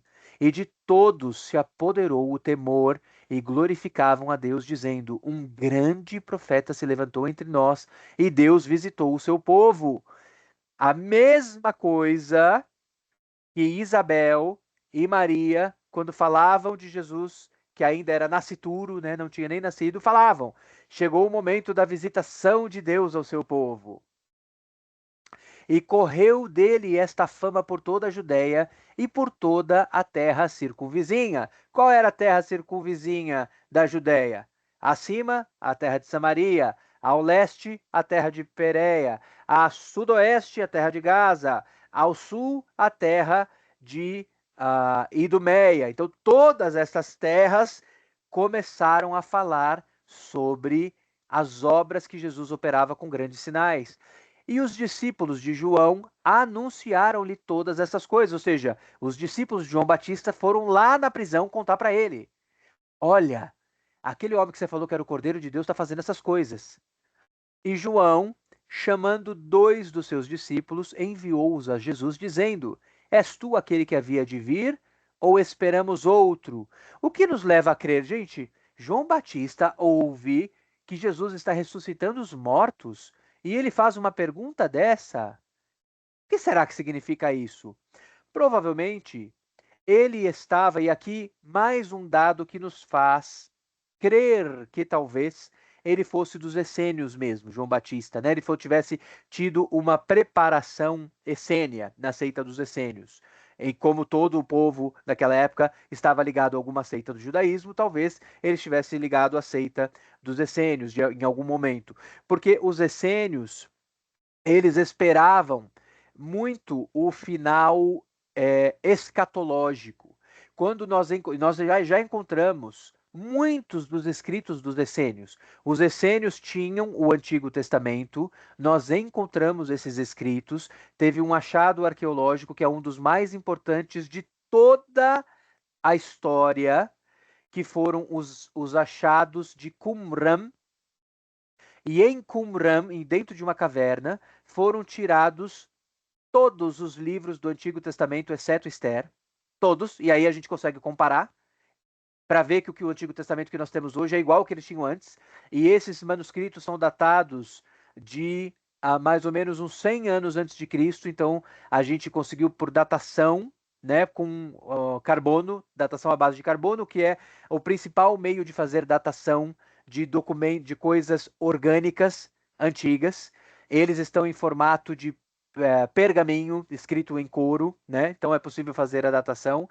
Tem alguns que são de 100 anos antes de Jesus, tem alguns que são de um período um pouco depois de Jesus. Então era uma biblioteca inteira que foi colocada em Qumran. Às vezes esse achado arqueológico é chamado de Biblioteca de Qumran. E lá a gente encontra também os documentos dos essênios. Então é uma biblioteca muito rica que mostra muitas coisas que as pessoas liam na época de Jesus. Além das escrituras do Antigo Testamento, ou seja, a Bíblia hebraica, liam também outras coisas que eram produzidas. E a gente vê que eles esperavam o fim do mundo. Eles esperavam já a visitação final. E nessa visitação do fim do mundo, os essênios tinham algo em comum com os fariseus e saduceus, porque os fariseus e saduceus esperavam a vinda gloriosa de Jesus. Eles não queriam o Jesus que foi profetizado em Zacarias, o Jesus humilde. Eles queriam o Jesus glorioso escatológico, que foi profetizado lá em Daniel, o ancião de dias. Eles queriam o Jesus de uma parte de Isaías. Eles não queriam o Jesus que está em Isaías 53, que é o Jesus que precisa morrer por nós, não é? Para que pelas suas pisaduras sejamos sarados. Eles queriam aquela imagem do Deus glorioso que manda os seus anjos do céu descerem para purificar a boca do profeta. Eles queriam a versão escatológica gloriosa de Jesus com o juízo, derramando fogo sobre todos. Os próprios apóstolos de Jesus pedem que Jesus mande fogo sobre Samaria. Lembram disso? E Jesus os repreende. Eu não vim para derrubar fogo. Jesus veio para purificar e santificar, para que quando ele voltar, encontre um remanescente seu, digno de ser arrebatado. E João Batista provavelmente aqui estava esperando a derrocada de Roma. Vejam, João Batista estava preso por ordem de um rei títere, ou seja, um rei, né, eu vou usar a palavra anacrônica para facilitar, um rei vassalo, né, que era comandado por Roma. João Batista estava preso, portanto, por um poder legitimado por Roma. E ele queria saber quando é que Jesus vai derrubar Roma. Provavelmente é isso que está acontecendo aqui. Entendem? E aí ele pergunta, mas você está operando sinais, mas assim, é você mesmo aquele que vai vir com juízo? E agora vamos ver a resposta de Jesus, conforme lemos lá em Mateus, vamos ver o ponto de vista de Lucas, narrando a mesma história. E quando aqueles homens chegaram junto dele, ou seja, junto de Jesus, disseram: João o Batista enviou-nos a perguntar: És tu aquele que havia de vir ou esperamos outro? E na mesma hora curou muitos de enfermidades e males e espíritos maus e deu vista a muitos cegos. Então, olha só aqui Lucas dando uma versão mais completa até. Jesus tinha tinha ressuscitado o filho da viúva de Naim, agora recebe os mensageiros que João Batista enviou, na frente dos mensageiros de João Batista opera vários milagres, com curas de enfermidades, males, com exorcismos de pessoas endemoniadas e restauração de vista a cegos, e agora Jesus responde. Respondendo então, Jesus disse-lhes: Ide e anunciai a João o que tendes visto e ouvido. Os cegos vêm, os coxos andam, os leprosos são purificados, os surdos ouvem, os mortos são ressuscitados, e aos pobres anuncia-se o evangelho. Ou seja, aos pobres anunciam-se as boas novas. Evangelho é sinônimo de boas novas. E bem-aventurado é aquele que em mim não se escandalizar. Olha lá o puxão de orelha retratado aqui também. Avisem lá João Batista que quem se escandaliza de mim não é bem-aventurado. E tendo se retirado os mensageiros de João, começou a dizer à multidão acerca de João: Que saístes a ver no deserto? Uma cana abalada pelo vento? Mas que saístes a ver? Um homem trajado de vestes delicadas, ou seja, de roupas finas? Eis que os que andam com preciosas vestiduras e em delícias estão nos passos reais, passo e palácio, palavras sinônimas, né? Mas que saístes a ver? Um profeta? Sim, vos digo, e muito mais do que profeta. Este é aquele de quem está escrito: Eis que envio o meu anjo diante da tua face, o qual preparará diante de ti o teu caminho. E eu vos digo que entre os nascidos de mulheres não há maior profeta do que João o Batista, mas o menor no reino de Deus é maior do que ele. Ou seja, o próprio Elias, que é aquele que é a imagem da profecia, né? E o segundo Elias é João Batista, nem ele, que é superior a todos os outros profetas, não é? Que opera uma restauração da adoração a Deus deste porte, para que o povo possa se voltar ao Senhor, nem ele é gigante, porque os verdadeiros gigantes são aqueles que são chamados para o lado do reino de Deus, para lá de dentro. Está falando de nós. E todo o povo que o ouviu e os publicanos, tendo sido batizados com o batismo de João, justificaram a Deus. Olha aqui, todo o povo, inclusive os publicanos, que eram os traidores da pátria. Os judeus odiavam os seus conterrâneos publicanos. Porque o publicano é o judeu que escolheu trabalhar para Roma.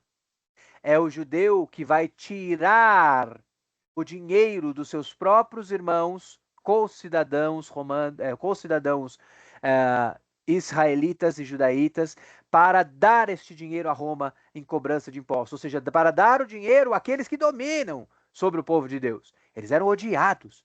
Então, o publicano é um sinônimo de coletor de impostos. Eles eram odiados. E os publicanos sendo batizados com o batismo de João, justificaram a Deus. Olha o caminho sendo preparado para Jesus pregar. Até os publicanos estavam com os ouvidos agora preparados para ouvir as palavras de Deus, que vinham pela boca do Deus encarnado, Jesus. Mas os fariseus e os doutores da lei rejeitaram o conselho de Deus contra si mesmos, não tendo sido batizados por ele, ou seja, escolheram não ter o caminho preparado. Quando um doutor na lei escolhe não ter o caminho preparado, ele está inapto a receber o próprio Deus. E por isso Jesus, que é o próprio Deus, veio para pregar e eles não estavam aptos a ouvir, pois o seu caminho não foi preparado. Então, eles rejeitaram o conselho de Deus contra si mesmos. Eles escolheram a condenação, escolheram serem jogados fora como palha no fogo que arde eternamente. E disse o Senhor: A quem, pois, compararei os homens desta geração? E a quem são semelhantes? Olha de novo, Lucas chamando Jesus de o Senhor. São semelhantes aos meninos que, assentados nas praças, clamam uns aos outros e dizem: Tocamo-vos flauta e não dançastes. Cantamo-vos lamentações e não chorastes. Porque veio João o Batista, que não comia pão nem bebia vinho. Antes ele comia gafanhotos e bebia e tomava mel.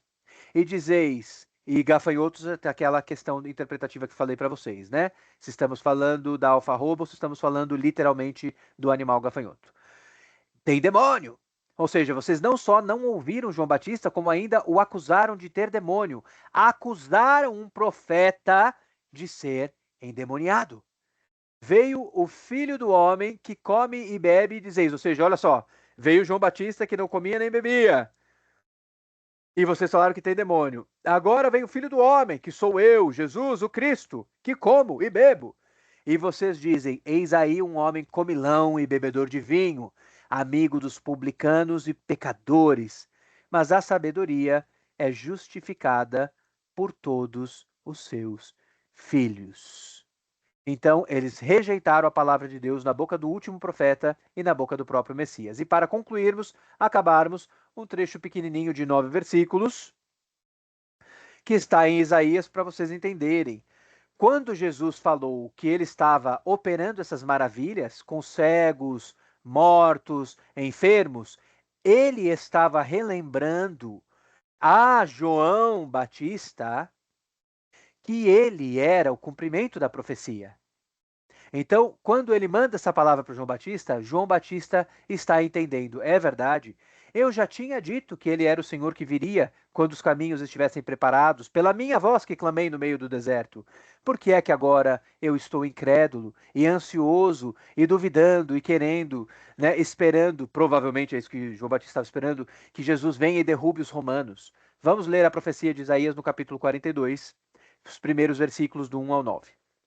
Eis aqui o meu servo, a quem sustenho, o meu eleito, em quem se compraz a minha alma.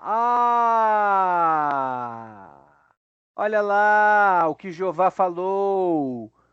O que Jeová falou quando João Batista batizou a Jesus, que Jesus era o filho amado de Jeová, em quem Jeová se compraz, em quem ele tem prazer. Olha lá. Pus o meu espírito sobre ele. Olá, o Espírito Santo descendo como pomba do céu. Pus o meu espírito sobre ele. Ele trará justiça aos gentios. É ele o que vai abençoar todas as famílias da terra e não mais agora só os judeus. É ele que vai cumprir a promessa que Jeová fez a Abraão. Não clamará, não se exaltará, nem fará ouvir a sua voz na praça. A cana trilhada não quebrará, nem apagará o pavio que fumega. Com verdade trará justiça. Ou seja, Jesus vem trazendo fogo para destruir tudo, para acabar com os romanos? Não, ainda não. Isso é na segunda vinda. Aqui é a primeira vinda. Não faltará, nem será quebrantado, até que ponha na terra a justiça. É para isso que Jesus veio, para levantar homens e mulheres justos. Somos nós, os cristãos. E as ilhas aguardarão a sua lei, porque agora a palavra de Deus vai para todos os cantos, vai sair da Palestina, vai para as ilhas, vai para os lugares mais longínquos, vai para os confins da terra. É o cristianismo se espalhando pelo mundo. Assim diz Deus, o Senhor, que criou os céus e os estendeu e espraiou a terra, ou seja, levantou a terra seca, tirando as águas do mar, que foi aquilo que o Senhor fez ao terceiro dia, quando criou a terra seca, não é? Criou os céus no segundo dia e os estendeu, que é o segundo dia, e espraiou a terra, que é o terceiro dia da criação, e a tudo quanto produz, que também está ali no terceiro dia da criação, o nascimento das plantas, né? Pelo menos as plantas que estavam ali sob a terra enquanto sementes, porque o Senhor nos narra depois que é só depois que a terra é molhada com uma grande neblina que essas plantas começam a sair de debaixo da terra. Lembram-se disso, né? O relato da criação traz esse detalhe para nós. Que dá respiração ao povo que nela está. É verdade, porque os animais terrestres foram criados lá no final, no sexto dia da criação, entre eles o próprio homem. E o Espírito aos que andam nela, aos que andam na terra. Eu, o Senhor, te chamei em justiça e te tomarei pela mão e te guardarei e te darei por aliança do povo para a luz dos gentios. Ó, a nova aliança aqui, a velha aliança para os judeus, a nova aliança para a luz dos gentios, ou seja, dos não judeus. Glória a Deus. Para abrir, ó aqui, ó a profecia que Jesus está falando, para abrir os olhos dos cegos, para tirar da prisão os presos e do cárcere os que jazem em trevas. Eu sou o Senhor, este é meu nome, a minha glória, pois, a outro não darei, nem o meu louvor às imagens de escultura. Eis que as primeiras coisas já se cumpriram, ou seja, já acabou a velha aliança, e as novas coisas, as evangelia, que no grego significa boas novas, é importante isso aqui. As novas vos anuncio, as boas novas, o evangelho, a evangelia, as primeiras coisas da velha aliança já se cumpriram. Agora chegou a aliança que alcançará os gentios até as ilhas da terra, que são as boas novas, a evangelia anunciada. E antes que venha a luz, vô-las faço ouvir. Antes que Jesus venha, já no Velho Testamento, Isaías já profetiza sobre ele, para que quando ele vier vocês saibam. E aqui, olha que puxão de orelha maravilhoso. João Batista tomou um puxão de orelha, relembrando para ele: antes que venham essas coisas à luz, já faço vocês ouvirem essas coisas. Ei, João, já estava profetizado, cara. Mas nós que somos humanos como João Batista, será que se estivéssemos aprisionados por conta do reino de Deus, também não estaríamos na mesma situação que ele, aflitos, esperando que os nossos carcereiros fossem derrubados? Provavelmente, não é? Vou deixar recomendações de leitura, terminamos a nossa aula. Recomendações de leitura. Mateus capítulo 14, que fala sobre a fama de João Batista se espalhando, ok? E o rei Herodes pensando que Jesus, na verdade, a fama de Jesus se espalhando e Herodes pensando que Jesus talvez fosse a ressurreição de João Batista. Está lá em Mateus 14. Eu vou dar para vocês numa ordem meio cronológica, tá? Para vocês lerem nesta ordem, que é a ordem que a história acontece. Vou deixar para vocês lerem também Marcos capítulo 6, porque em Marcos capítulo 6, Jesus está perguntando quem o povo diz que Jesus é. E então acontece ali a morte de João Batista, que foi decapitado e a sua cabeça apresentada em uma bandeja. Vou pedir para vocês lerem Mateus 16, quando Jesus consegue extrair pela ministração do Espírito Santo da boca de Pedro, Jesus pergunta, né, assim, quem que dizem que eu sou? E aí fala assim, alguns dizem que você é João Batista, alguns dizem que você é Elias, alguns dizem que você é Jeremias, mas o apóstolo Pedro, dizendo em nome dos apóstolos, diz, tu és o Cristo, Filho do Deus vivo, não é? Esta mesma passagem é relembrada por Marcos, no capítulo 8. Leiam Marcos, capítulo 8. E que mostra também o que acontece depois. Porque o Espírito de Deus ministra pela voz de Pedro. Aí Jesus diz que Jesus vai morrer. Fala, é isso mesmo, eu sou o Cristo. Guardem este segredo messiânico por enquanto, porque vai chegar a hora de todos conhecerem que eu sou o Messias. Ainda não é a hora, mas eu precisarei morrer. E aí Pedro repreende Jesus. E aí Jesus, que tinha acabado de dizer para Pedro que a boca de Pedro foi usada pelo Espírito Santo, repreende a Pedro e diz que a boca dele é a boca de Satanás. Olha que interessante. Um homem vacilante, usado pelo Espírito Santo numa hora e logo na sequência usado pela carne, querendo que Jesus não morra, falando, imagina, você é o Cristo, você não vai morrer nada, coisa nenhuma. E Jesus explicando que precisava morrer. Vou pedir que vocês leiam Lucas capítulo 9, que Jesus também faz aqui menção a João Batista, que Jesus também diz aqui, né, que reconhece ali que ele é o Cristo, quando Pedro faz este mesmo reconhecimento. Então vocês vão ler nesta versão aqui e deixar para vocês aqui também o que está em Mateus 17, a transfiguração de Jesus e aquela parte que falei para vocês, que os discípulos interpretam, que quando eles fazem a pergunta, né, sobre Elias, né, perguntando aqui, mas por que falaram que Elias viria primeiro, né, e que você viria depois, Senhor? E aí Jesus responde para eles que Elias já tinha vindo e que fizeram com ele tudo o que quiseram, e aí eles interpretam que Jesus está falando realmente de João Batista de novo. Esta foi a nossa palavra de hoje, as nossas recomendações de leitura para o estudo de vocês em casa, e vamos concluir com uma oração o nosso dia de hoje. Vamos lá. Alguém tem dúvida, aliás? Antes da nossa oração, alguém tem alguma dúvida? Não? Tá bom.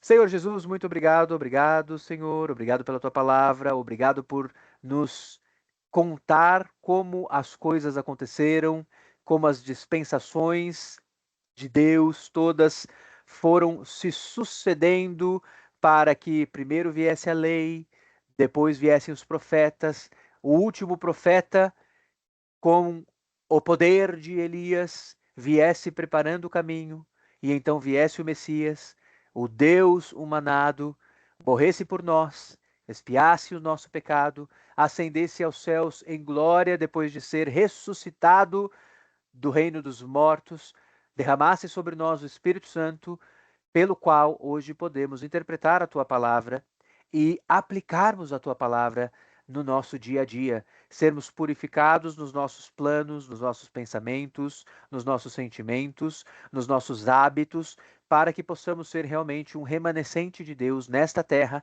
e sermos nós também anunciadores das tuas boas novas. Pois as coisas dos primeiros tempos já passaram, a velha aliança já passou, e agora estamos lavados pelo sangue do Novo Testamento, que expia todo o pecado do homem e nos traz para sermos nova criatura, nascidos de Deus, agora, portanto, adotados pelo Espírito de adoção de filhos, pelo qual podemos clamar: Abba, Pai. Obrigado, Senhor. Obrigado, Abba. Obrigado, Av. Obrigado, Pai. Obrigado, Senhor, por nos permitir chamarmos ao Senhor de Pai nosso que estais nos céus.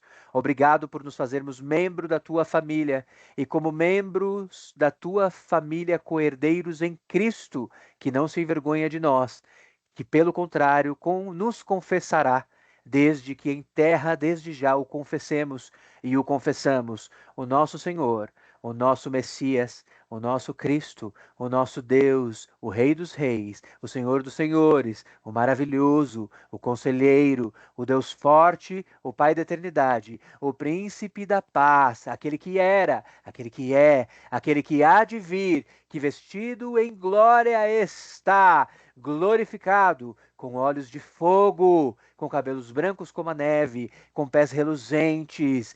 Este é o nosso Deus. Por este estamos salvos. Aplica, Senhor, tudo o que temos estudado e aprendido na tua palavra. Aplica em nós e nos guie pelo teu Espírito, de maneira que sejamos praticantes de todas as coisas que temos aprendido e não apenas conhecedores intelectuais. Não queremos ser conhecedores intelectuais apenas das tuas coisas, Senhor. Queremos ser praticantes. Chame-nos, Senhor. Chame-nos como oradores da tua terra, Senhor Jesus, para que nós trabalhemos no teu reino, segundo a pregação da tua palavra. É o que te pedimos em nome de Jesus. Amém.